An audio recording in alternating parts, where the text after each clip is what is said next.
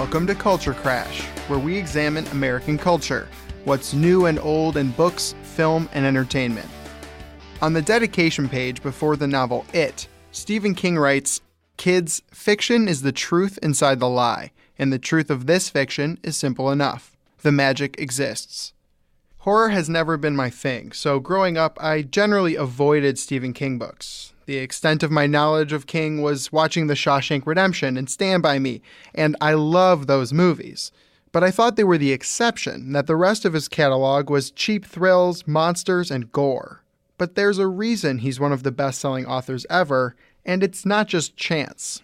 Several years ago, I was finally brought fully into the world of Stephen King by my girlfriend, and more specifically, her father. Ignoring my distrust of horror media, I dipped my toes into the King library. I read Carrie and Salem's Lot, then I dove all the way in. Night Shift, It, The Stand, on and on.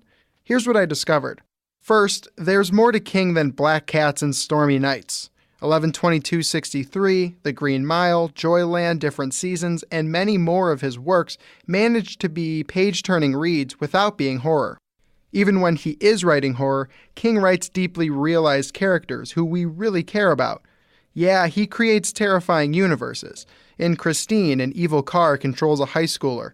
In The Shining, a hotel transforms a father into a monster, and in It, a clown hunts down children. But when you get past the fantasy, you can see that they're really parables of addiction, of losing your innocence and growing up and moving on. They're scary, but they're relatable. King writes about things we've all experienced. He just externalizes them as the boogeyman. It's fiction, but like he said, fiction is the truth inside the lie.